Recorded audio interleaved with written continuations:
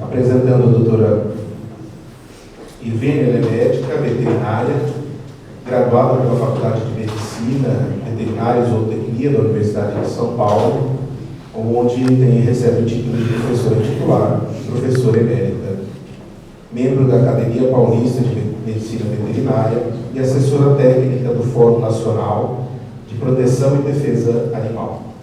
Há mais de 30 anos atua como palestrante e escritora na divulgação do paradigma Ciência e Espiritualidade. Membro ativo das associações médico-espírita de São Paulo, do Brasil e da AME Internacional. Idealizadora e coordenadora do movimento cultural de Medicina Veterinária e Espiritualidade, MEDVESP, com sede na Faculdade de Medicina de Veterinária da USP. E do Núcleo de Medicina Veterinária e Espiritualidade, o NUVET, da AME São Paulo e da AME Brasil. Por favor.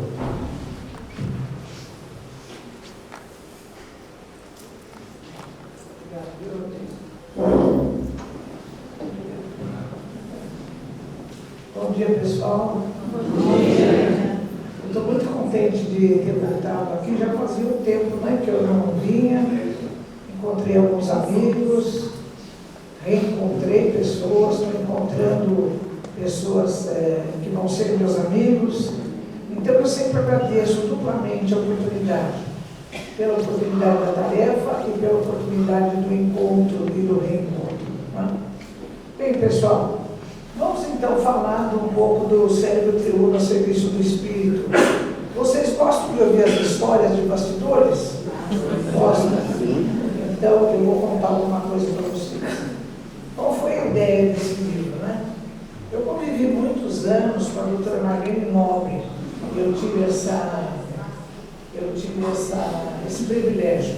E a doutora Marlene, eu viajava muito com ela, ficava junto com ela, nas viagens, nos hotéis, e ela contava muita coisa para a gente. Uma das coisas que ela contou foi essa: olha, na década de 1950, quando saiu o livro Evolução em Dois Mundos de André Luiz, em 1958, em vários lugares ele disse isso: olha, a inteligência atua no citoplasma celular.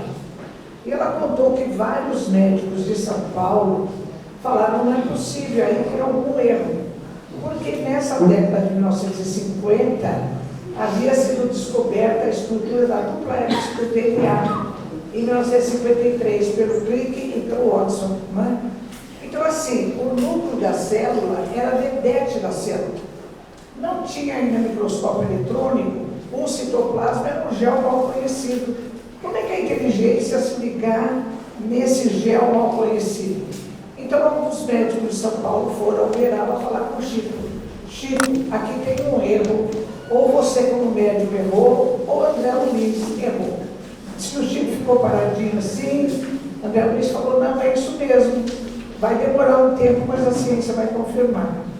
Foi na década de 1960 em diante, depois de 1990, que Penrose e Hameroff começaram a estudar a ocorrência de degeneração em um das organelas do citoplasma, os microtúbulos. Porque toda vez que faziam exame de cérebro de pessoas que foram a óbito por Alzheimer ou por alguma demência, tinha simultaneamente degeneração, desarranjo dos microtúbulos do citoplasma. André Luiz fala exatamente isso. Os microtúbulos formam uma outra estrutura que é o centríolo, e ele fala que aí no centríolo, formado por microtúbulos, é que as forças espirituais atuam através dessa organela no cérebro das pessoas. Né? Então, essa foi uma das coisas. Outra coisa que a doutora Marlene também, ela sempre dizia, que nós devíamos resgatar as informações pioneiras de André Luiz e mostrá-las para a ciência. Então ela fez isso, por exemplo, nesse livro, O Tipo de Obsessão, A Obsessão de Suas Máscaras. Ela fez uma varredura dos livros de André Luiz, pegou todos os casos de descrição de obsessão e fez uma classificação segundo os mecanismos de acontecimento, né? Com base nas obras de André Luiz, então. E ela ainda também, ela valorizou muito a publicação desse artigo, que em 2013 foi publicado numa revista de alto impacto, Então, alguns médicos da Associação Médico Espírita fizeram uma varredura das obras de André Luiz e coletaram tudo que falava sobre pineal e confrontaram com dados da literatura. Então, do jeito que esse artigo foi enviado para essa revista, ele foi publicado. Não teve uma correção, não teve uma sugestão, nada. Então, os autores, o Giancarlo Roquetti é o primeiro autor, numa palestra ele disse assim: a partir da publicação desse artigo, André Luiz e Chico Xavier já fazem parte do PubMed, que é um dos principais bancos de dados da literatura da área da saúde, né? Então, essa coisa de resgatar as informações de André Luiz e mostrá-las para a ciência era uma tônica na fala da doutora Marlene, né? Então, eu já tinha publicado aqui, olha, o meu livro na área acadêmica em 2014, Neuroanatomia Funcional e Medicina Veterinária com Correlações Clínicas. Eu já tinha escrito esse livro Alma dos Animais, onde, assim, de uma maneira bem primária, bem elementar, eu faço uma correlação entre as partes do sistema nervoso central dos animais, peguei o cão como referência com o ser humano. Vocês vejam ali que as diferenças são de natureza quantitativa e não qualitativa, né? Eu tinha lido também No Mundo Maior de André Luiz, em que Calderaro, especialmente nos capítulos 3 e 4, fala muito do cérebro. A gente estava viajando e eu abordei a doutora Marlene e falei: doutora Marlene, eu estou com vontade de escrever alguma coisa, confrontando a literatura acadêmica com a literatura espírita sobre o cérebro. Eu acho que eu já tenho condições de fazer isso. Eu tinha feito um estágio de 3 meses na Faculdade de Medicina, com o Dr. Eros Adantes Erat, e eu estudei o cérebro humano do ponto de vista macro e mesoscópico. E depois eu fui para a veterinária estudar o cérebro dos animais. A doutora Marlene fala assim: Vênia, mas o cérebro tem muita informação. Não cabe no artigo. Você tem que escrever um livro. Eu falei: a senhora acha bom? Acho. E eu já tinha conversado com o Décio. Eu falei: Décio, vamos escrever um livro? Eu faço a parte de neuroanatomia funcional e você faz a neurofisiologia. Quando eu saí da conversa com a doutora Marlene, eu falei: Décio, vamos escrever um livro. Logo à tarde, eu fiz uma palestra, a gente estava em viagem, nem sei para onde, sobre o que Calderaro falava a respeito do cérebro.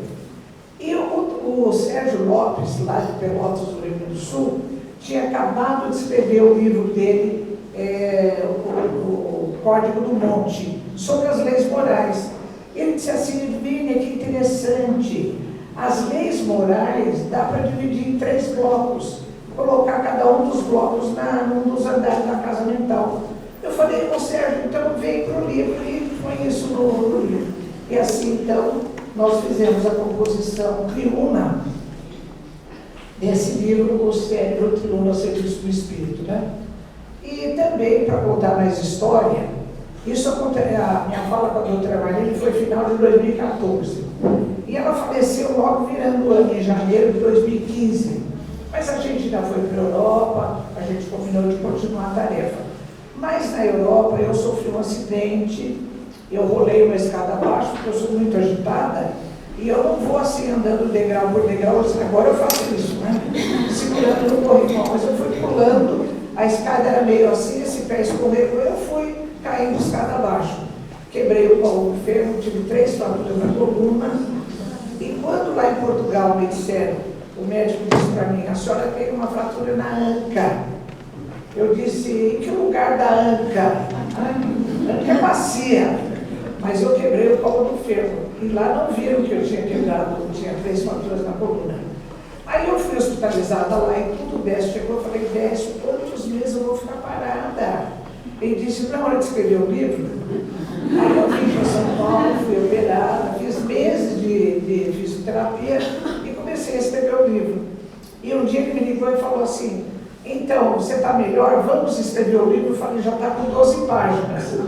E durante todo o ano de 2016, a gente todo domingo de manhã entrava no Skype, conversava sobre o livro e a gente foi escrevendo o livro e editou no Medinesp de 2017, lá no Rio de Janeiro, né? Então, pessoal, foi assim, pronto, já fiz uma bobagem aqui. Foi assim que a gente começou Isso é a história do livro Cérebro Tribuno, né? Bom, então o que Calderaro fala a respeito do cérebro, que foi a nossa base principal? Ele diz assim, olha, a nossa casa mental tem 3 andares. Cada um dos andares, ele interage com uma parte do cérebro. Então, diz ele no capítulo 3, a parte mais profunda do cérebro, que ele chama de cérebro inicial, trabalha com o primeiro andar, que corresponde ao arquivo do nosso passado. Tudo que nós vivemos no nosso processo evolutivo todo está registrado aí, não é? Então, o cérebro inicial. Aí nós temos instintos, automatismos, tudo que aprendemos a fazer, que a gente faz automaticamente. O segundo andar é do presente, do aqui, do agora. Trabalha com o córtex motor, onde nós expendemos esforço e vontade. E, finalmente, o terceiro andar da casa mental, onde nós idealizamos, colocamos as metas, os ideais que queremos atingir, trabalha com o lobo frontal, né? Então, basicamente, isso que Calderaro fala nos capítulos 3 e 4. Eu chamo a atenção para a data. Eu adoro falar a data dos livros, né? A primeira edição desse livro é de 1947. Eu aponto isso porque um dos livros de literatura que a gente levou em consideração tem uma data bem mais para frente, né? Então, a literatura espírita quase sempre ela é pioneira nesse tipo de informação. Então, vamos lá. Um dos autores que a gente levou em conta como referência foi Paul MacLean, um senhor neurocientista, ele que estudou o sistema límbico, ele que deu esse nome a esse conjunto de estruturas, né, de sistema límbico. Então, nesse livro, O Cérebro, Tribuno e Evolução, o papel das funções paleocerebrais, ele faz uma classificação das partes do cérebro. Então, ele está falando também que o cérebro, ele funciona em 3 blocos, né? E que ele chama o primeiro bloco complexo reptiliano, o segundo bloco sistema límbico e o terceiro bloco corresponde ao neocórtex cerebral. Então, pessoal, eu preciso falar para vocês o que se entende por complexo reptiliano. O sistema límbico a gente vai falar um pouco mais para frente. E em relação ao neocórtex. Por que é neocórtex e não córtex, né? Então, vamos lá. Pessoal que não é da área, eu peço desculpa, mas eu vou ter que falar uma porção de coisas, viu? Essa primeira parte aqui é bem cansativa. Depois melhora, viu? Vocês podem ficar esperançosos que vai melhorar um pouquinho. Mas em termos de sistema nervoso é uma outra linguagem, uma outra... Tem trocentos nomes, né? E a gente precisa lidar com eles. Então vamos lá. Bom, o próprio Paul MacLean, ele faz uma análise comparativa da construção do sistema nervoso desde as espécies mais simples até os primatas e na classe dos primatas o ser humano. Então ele diz assim, olha, ele criou uma tal de lei de maturidade e estabilidade evolutiva. Então, se nós considerarmos aquela foto lá, é de um encéfalo de cão, é um corte parassagital de cérebro de cão. Eu fiz um esqueminha aqui. Então ele diz assim, olha, a medula espinal, ela está estabilizada desde os peixes. O que isso significa? Que a medula espinal dos outros blocos de animais, dos anfíbios, dos répteis, mamíferos, até do ser humano, o modelo arquitetônico é dos peixes, é o modelo pisciano. É claro que cada bloco tem as suas diferenças, as suas características próprias, mas o modelo arquitetônico é exatamente o mesmo. Ou seja, a medula espinal, que ele chama de complexo S ou segmentar, já está estável evolutivamente desde os peixes. Bom, depois o segundo bloco é o complexo R, reptiliano. Não se sabe exatamente porquê, mas na série evolutiva, quando chegou nos répteis, aconteceram muitas mudanças para melhor. Então, foi indo, o que aconteceu? O complexo reptiliano dos peixes é de um jeito, dos anfíbios é de outro jeito. Nos répteis, essa estrutura que é o tronco encefálico se estabilizou. Então, por isso é que MacLean, ele coloca a parte mais profunda do cérebro como complexo reptiliano. Porque esse modelo de construção do cérebro, que vem dos animais, essa parte básica toda é modelo reptiliano, está estabilizado desde os répteis. E finalmente o cérebro, que tem uma estrutura diferente, porque tanto a medula espinal quanto o complexo R uma parte do sistema nervoso chamada segmentar, porque são blocos que se sucedem no sentido antero-posterior. O cérebro formado pela região talâmica e pelo córtex cerebral, ele tem uma estrutura concêntrica, é diferente, né? Então ele diz assim, toda a parte dessa região cerebral, ela ainda está instável. E eu tive a paciência isso faz uns 20 anos já, de me matricular como aluno especial lá no IB da USP, Instituto de Biociências, numa disciplina chamada Evolução Humana, lecionada pelo professor Walter Neves, que é o antropólogo assim, que mais estuda evolução humana aqui no Brasil, né? Então lá eu perguntei, falei, professor, o que é esperado aqui? Porque nós aqui já temos um cérebro bem desenvolvido, né? Mas será que o nosso cérebro ainda vai se desenvolver? Ele falou, olha, se o modelo evolutivo continuar assim, vai haver modificações no cérebro.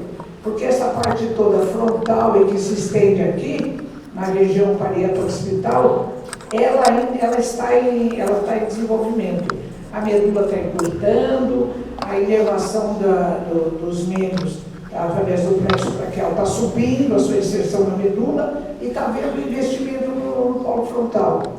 Então, o vetor do processo evolutivo, que tem como base a evolução do sistema nervoso, ele está orientado de trás para frente e de baixo para cima, né? Então, ele está orientado nesse sentido assim, considerando essa figura aí.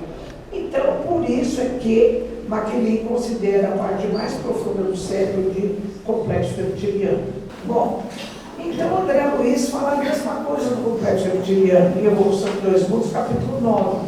Ele diz assim, nos peixes, os hemisférios cerebrais são muito reduzidos ainda. Nos anfíbios tem um desenvolvimento controlador, mas nos répteis acontece um progresso mais vasto. De fato, toda a parte cerebral dos répteis ela é bem diferente e bem mais complexa do que nos outros blocos de animais, né? E por que se fala neocórtex? Porque esse córtex que reveste externamente os dois hemisférios cerebrais, ele é muito recente na história evolutiva do córtex cerebral.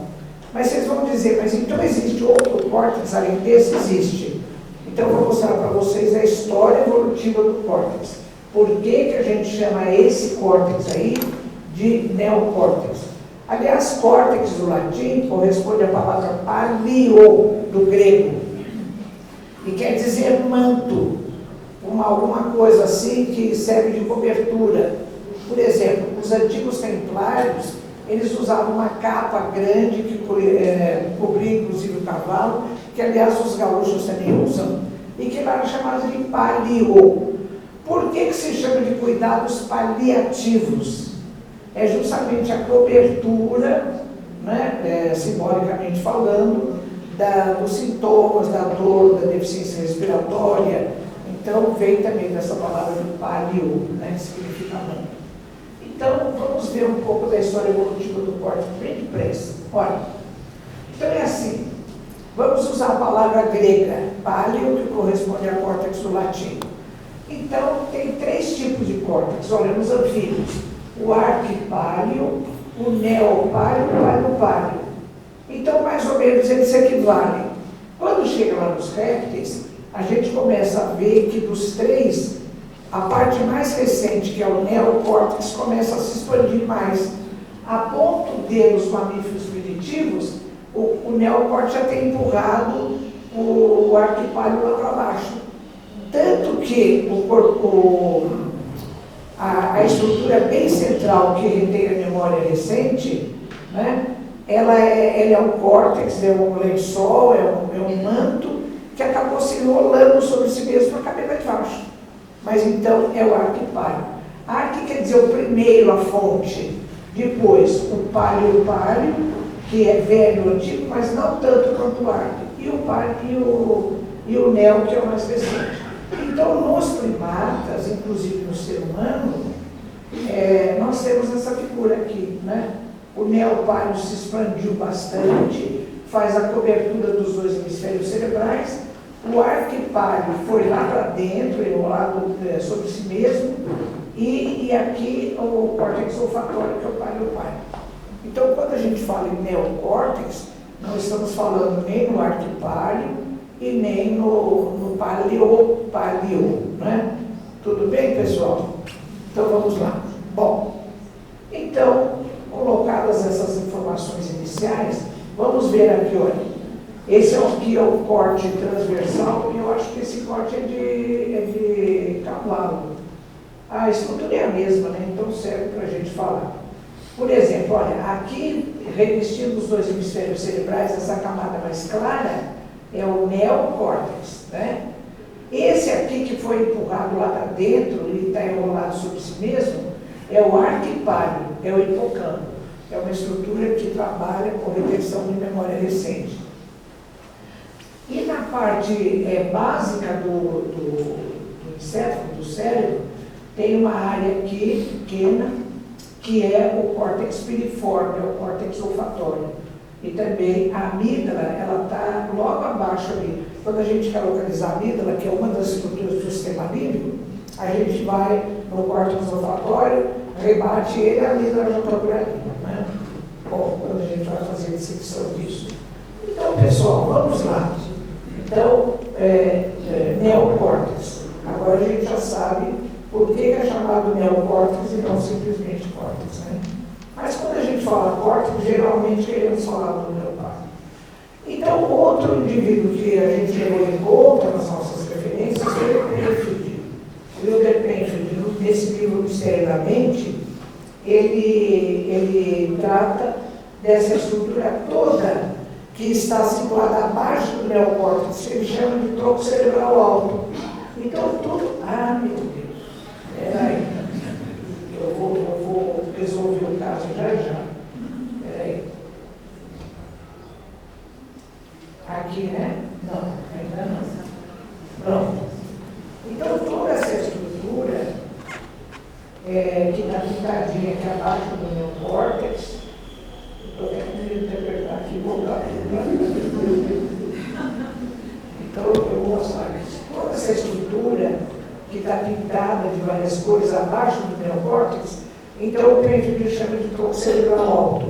É exatamente o conjunto das estruturas que representam o que Calderaro chama de cérebro inicial. Então, batendo com o Calderaro, nós temos dentro da ciência o tronco cerebral alto, segundo a nomenclatura de Penfield. E o MacLean, quando ele fala do complexo reptiliano, do sistema límbico do neocórtex, as duas primeiras partes reptiliano do sistema límbico é que correspondem ao cérebro inicial, né? Mas a gente pode fazer essa correção